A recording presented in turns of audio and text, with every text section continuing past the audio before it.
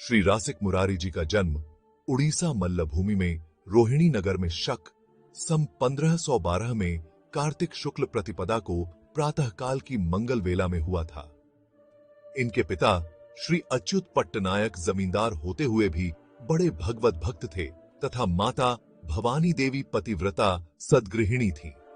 इनका नामकरण करते समय पंडितों ने ज्योतिष गणना के आधार पर इनका नाम रसिक रखा और महापुरुष के लक्षण बताते हुए कहा कि यह बालक महान संत होगा। इनके पिताजी बालक का नाम मुरारी रखना चाहते थे और पंडितों ने नाम रखवाया रसिक। दोनों नाम मिलाकर इनका नाम रासिक मुरारी रखा गया। अन्नप्राशन के अवसर पर प्रवृत्ति परीक्षण हेतु हमारे संस्कृति में कुछ चीजें रखी जाती हैं और बालक को उन चीजों में से एक को चुनने के लिए छोड़ दिया जाता है। श्री रासिक मुरारी जी ने अपना हाथ ग्रंथ रत्न श्रीमद् भागवत पर रख दिया। उसी समय उपस्थित जनों और कुटुंबियों को यह दृढ़ निश्चय हो गया कि यह बालक परम भागवत और महान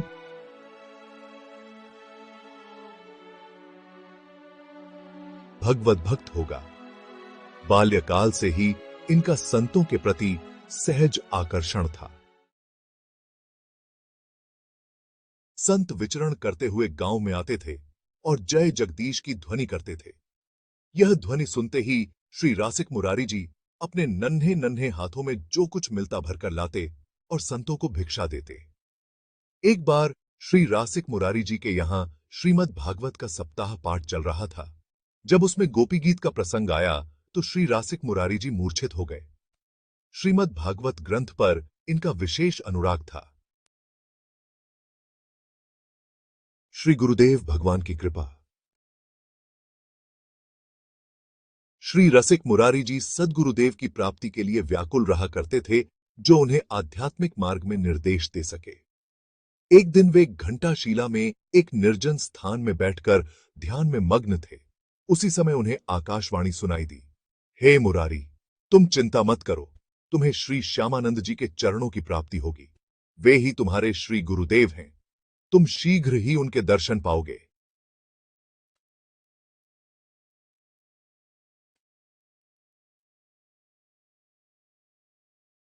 प्रातःकाल के समय श्री रसिक मुरारी प्रभु कातरता से देख रहे थे। उसी समय उन्हें श्री श्यामानंद प्रभु मुस्कुराते हुए, श्री किशोर दास आदि भक्तों से घिरे हुए, श्री नित्यानंद और श्री चैतन्य प्रभु के नामों का उच्चारण करते हुए उनकी ओर आते दिखे। बहुत दिनों से जिन गुरुजी के लिए श्री रसिक मुरारी तड़प रहे थे, आज उन गुरुदेव के साक्षात दर्शन प्राप्त कर वे उनके चरणों में गिर पड़े। श्री श्यामानंद प्रभु जी ने उन्हें उठाया और आलिंगन कर उन्हें श्री महामंत्र दीक्षा प्रदान की। श्री श्यामानंद जी से ही रासिक मुरारी जी को व्रज तत्व और संप्रदाय रहस्य का ज्ञान हुआ। श्री गुरुदेव जी के साथ आपने व्रज के तीर्थों की यात्रा कर उनके तात्विक दर्शन किए। तत्पश्चात उन्हीं के साथ आप उत्कल देश चले गए। वहां अनेक विमुखों को भक्त बनाया और अंतिम समय तक भगवान श्री जगन्नाथ जी की सेवा में रत रहे। श्री रसिक मुरारी जी बड़े बृहद रूप से संत सेवा करते थे। वह संतों के चरणोदक से भरे हुए मटके घर पर धरे रहते थे। श्री रासिक मुरारी जी उसी को प्रणाम करते, उसी की पूजा करते और उसी का हृदय में ध्यान धरते थे। इनके यहां जो भी संत वैष्णव आते, उन्हें अपार सुख देते थे। यह बड़े समारोह से श्री गुरु उत्सव मनाया करते थे। उसमें पूरे दिन कीर्तन, सत्संग, भोज भंडारे होते रहते थे, जिससे सब लोग बहुत सुख पाते थे। यह उत्सव 12 दिन तक लगातार चलता रहता था। 12 दिन तक भक्तों की भीड़ लगी रहती थी, जो देखने में अत्यंत ही प्रिय लगती थी। एक दिन श्री रसिक मुरारी जी के यहां भंडारे में बहुत से संत प्रसाद पा रहे थे। इन्होंने एक शिष्य का संतों के प्रति हृदय का भाव जानने के लिए उसे आज्ञा देकर कहा कि जाकर संतों के चरणामृत अच्छी प्रकार से ले आओ। उसने शिष्य ने कुछ देर बाद आकर कहा कि सब संतों का चरणामृत वह ले आया है। श्री रसिक मुरारी जी ने चरणामृत पान किया और कहा, क्या कारण है कि चरणामृत में पहले जैसा स्वाद नहीं आ रहा है? श्री रसिक मुरारी जी ने निश्चय करके जान लिया कि यह शिष्य किसी संत का चरणामृत लेने से छोड़ आया है। अति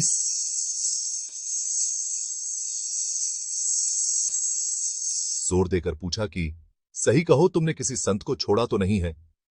तब शिष्य ने कहा कि एक कोरही संत थे, मैंने उनका चरणामृत नहीं लिया। श्री रसिक मुरारी जी स्वयं उन संत को ढूंढने निकले और कुछ ही दूर वृक्ष की छाया में एक कोरही संत को बैठे देखा। कोरही होने पर भी उनके मुख पर अद्भुत तेज था। श्री रसिक मुरारी जी ने संत के चरणों में दंडवत प्रणाम किया और क्षमा याचना करने लगे। बार बार दंडवत करते, क्षमा याचना करते और कहते, हे संत भगवान, आप कृपा करें, मैं आपकी शरण में हूं। जिन कोरही संत के समीप जाने से भी लोग कतराते, उनके प्रति ऐसा भाव देखकर वे संत बहुत प्रसन्न हुए और संत ने श्री रसिक मुरारी जी के मस्तक पर हाथ रखते हुए कहा, बेटा, संतों के चरणों में तुम्हारी अद्भुत भक्ति है, तुम पर भगवान की महान कृपा है। संत ने प्रसन्न होकर श्री रसिक मुरारी जी को बहुत आशीर्वाद दिए। इसके बाद श्री रसिक मुरारी जी ने संत का चरणामृत उतारकर उसे स्वयं पान किया और दूसरों को भी पान करवाया। श्री रसिक मुरारी जी को वह चरणामृत पाने से अपार सुख मिला।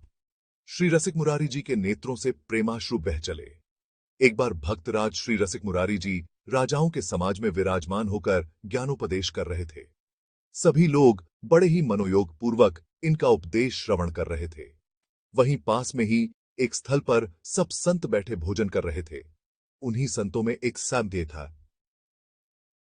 एक संत ने कहा, हम यहां पंगत में बैठकर प्रसाद नहीं खाएंगे, हम तो अपनी कुटिया में ले जाकर अपने ठाकुर जी को भोग लगाकर पाएंगे।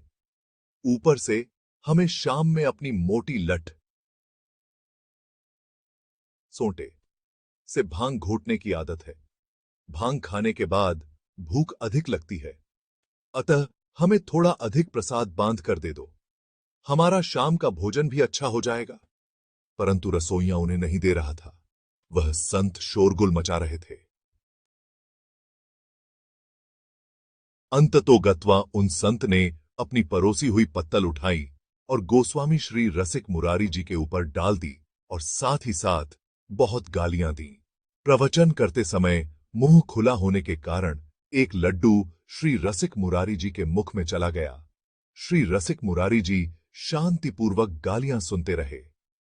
फिर उन्होंने अवसर देखकर कहा, अहो, मैं संतों की सीत प्रसादी से विमुख था, तो संत ने कृपा करके स्वयं लाकर मेरे मुख में ही डाल दिया। तत्पश्चात आपने सेवक रसोइया से कहा कि तुम्हारा संत सेवा में भाव नहीं है, सेवा से अलग कर दिया। श्री रसिक मुरारी जी के गुरुदेव श्री श्यामानंद प्रभु धारेंदा नामक स्थान में रहते थे। उनके स्थान से संबंधित कुछ जमीन बाणपुर नामक ग्राम में थी। वहां खेती होती थी। जो अन्न उत्पन्न होता वह साधु सेवा निमित्त धारेंदा स्थान पर आता। श्यामानंद जी के सत्संग से प्रभावित होकर यह जमीन श्यामानंद जी को एक बूढ़े जमींदार ने दान में दी थी। श्यामानंद जी विरक्त महात्मा थे। वे किसी से कुछ नहीं लेते थे, इसलिए उस जमींदार भक्त ने श्यामानंद प्रभु के चरणों में हाथ जोड़कर प्रार्थना की, भगवन, आप जैसे सच्चे संतों का सत्संग बड़े भाग्य से ही प्राप्त होता है। मेरे अति सौभाग्य हैं जो आपके पवित्र सत्संग का अमृत अंतिम अवस्था में प्राप्त हो गया। अब मैं यह चाहता हूं कि आप यहां सदैव के लिए निवास स्थान बनाकर अपने पारमार्थिक सत्संग से जीवों का कल्याण करें। मैं यह जानता हूं कि आप जैसे सच्चे संतों को किसी बात की परवाह नहीं होती, न ही किसी वस्तु की इच्छा अथवा चाह होती है। मेरे पास काफी भूमि है, इस पर आप एक स्थान स्थापित कर दें तो यह भूमि भी आपके पवित्र चरणों से सफल हो जाएगी और मैं भी शेष समय आपके चरणों की सेवा में व्यतीत करके सच्चा लाभ प्राप्त कर लूंगा, जिससे मेरा जीवन गुरु कृपा से धन्य हो जाएगा। स्वामी श्यामानंद जी ने जमींदार भक्त की यह प्रार्थना स्वीकार कर ली। रसिक मुरारी जी के गांव से यह स्थान 8-9 मील की दूरी पर था। रसिक मुरारी जी भी प्रायः वहां जाया करते और कुछ दिनों तक गुरु चरणों में रहकर पारमार्थिक लाभ प्राप्त करते। एक बार बानपुर में नया नवाब आया जो स्वभाव से बड़ा ही दुष्ट था। शिकार खेलता हुआ उसी वन की ओर आ निकला जहां श्यामानंद जी का आश्रम था। वहां से उसे आश्रम दिखाई पड़ गया और पास में ही खेती वाली उपजाऊ जमीन भी दिखाई पड़ी। नवाब ने अपने मन में सोचा कि साधुओं के पास ऐसे सुंदर स्थान की क्या आवश्यकता है, वे तो वन में रहकर भजन कर सकते हैं, यह स्थान तो हमारे अधिकार में होना चाहिए। यह सोचकर नवाब ने अपने मंत्री से परामर्श करके आदेश जारी कर दिया कि इस स्थान को शासन के अधिकार में ले लिया जाए। साधुओं को स्थान खाली कर देने के लिए 3 दिन का समय दिया गया। राजा यह आदेश जारी करके अपनी राजधानी को लौट गया। श्री श्यामानंद जी तो विरक्त महात्मा थे, जमीन और आश्रम का लोभ था नहीं, परंतु संतों को कष्ट होता देखकर उनको दुख होने लगा। श्री श्यामानंद जी ने विचार किया कि संत सेवा की इस जमीन को कैसे छुड़ाया जाए। फिर विचार कर उन्होंने श्री रसिक मुरारी जी को पत्र लिख दिया कि तुम जिस स्थिति में हो उसी स्थिति में यहां चले आओ। श्री रसिक मुरारी जी उस समय भोजन कर रहे थे। पत्र पाते ही बिना आचमन किए ही हाथ जोड़े हुए चले आए। श्री रसिक मुरारी जी ने हाथ और मुंह झूठा होने से पीछे से ही गुरुदेव भगवान को साष्टांग दंडवत प्रणाम किया। श्री श्यामानंद प्रभु ने जब देखा कि रसिक पीछे से प्रणाम कर रहा है, गुरुदेव द्वारा पीछे से प्रणाम करने का कारण पूछने पर श्री रसिक मुरारी जी ने निवेदन किया कि मैं भोजन कर रहा था और उसी समय आपका पत्र मिला, अत बिना आचमन किए ज्यों का त्यों चला आया। इनकी यह गुरुभक्ति देखकर श्री श्यामानंद प्रभु का हृदय प्रेम से भीग गया। श्री गुरुदेव श्री श्यामानंद जी की आज्ञा पाकर श्री रसिक मुरारी जी ने आचमन किया। तत्पश्चात श्री श्यामानंद जी ने इन्हें उसी स्थान पर भेजा जहां दुष्टों में शिरोमणि नवाब रहता था। श्री रसिक मुरारी जी वहां गए तो वहां पर इनको अपने कुछ शिष्यगण मिले जो नवाब के यहां मुंशी, मुनीम आदि पदों पर नौकरी करते थे। उन सब ने गुरुदेव का नवाब के पास आने का कारण जानकर कहा कि नवाब बड़ा नीच है, अत आप तो यहां से प्रातकाल ही चले जाए, हम सब उसको समझा बुझाकर काम करा लेंगे। श्री रसिक मुरारी जी बोले, चिंता मत करो, हृदय में निश्चिंतता को धारण करो।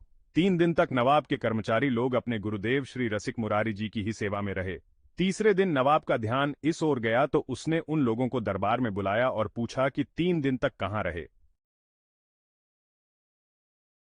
जब नवाब ने कर्मचारियों के मुख से यह सुना कि उनके गुरुवर्य आए हैं, तो नवाब ने कहा कि उन्हें मेरे पास लिवा लाओ, मैं उनकी करामात देखूंगा। नवाब ने जब यह बात कही तो कर्मचारियों ने आकर श्री रसिक मुरारी जी से प्रार्थना की कि अब भी आप यहां से चले जाइए। श्री रसिक मुरारी ने कहा, चलो जरा उसको देखें तो क्या करता है, उसकी कितनी सामर्थ्य है। यह कहकर श्री रसिक मुरारी जी नवाब के द्वारा भेजी हुई पालकी पर बैठकर चले। मार्ग में आए तो देखा कि चारों ओर एक मतवाले हाथी की धूम छाई हुई है। असल में नवाब को किसी ने यह बात पहले ही बता दी थी कि श्री श्यामानंद जी के शिष्य रसिक मुरारी जी आश्रम की जमीन छुड़ाने आए हैं, अतः उसने रास्ते में एक मतवाला हाथी छुड़वा रखा था ताकि हाथी उन्हें कुचलकर मार डाले। सभी शिष्यों ने मार्ग छोड़ने की प्रार्थना की, परंतु श्री रसिक जी ने कहा, कई जन्मों में कई बार यह शरीर मर चुका, फिर भी जन्म मरण का अंत नहीं आया। इस बार यह नाशवान शरीर यदि गुरुदेव के काम आ रहा है तो मेरा अहोभाग्य है। जैसे ही श्री रसिक जी हाथी के ओर निकट जाने लगे, सभी शिष्य घबराए और रसिक जी से मार्ग छोड़ देने का पुनः आग्रह करने लगे।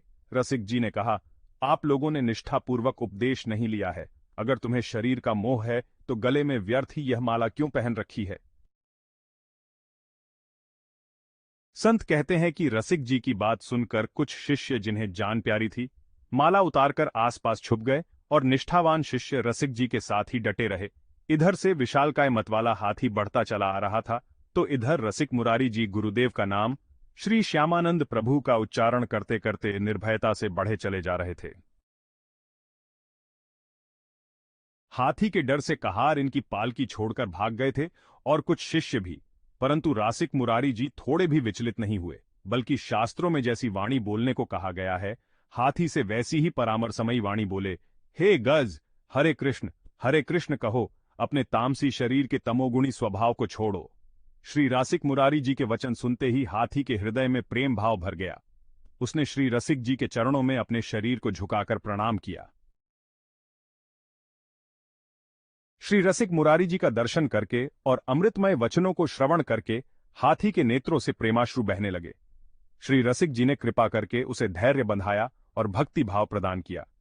उसके कान में श्री कृष्ण नाम सुनाया गले में तुलसी की कंठी बनाकर पहनाई और उसका नाम गोपाल दास रखा।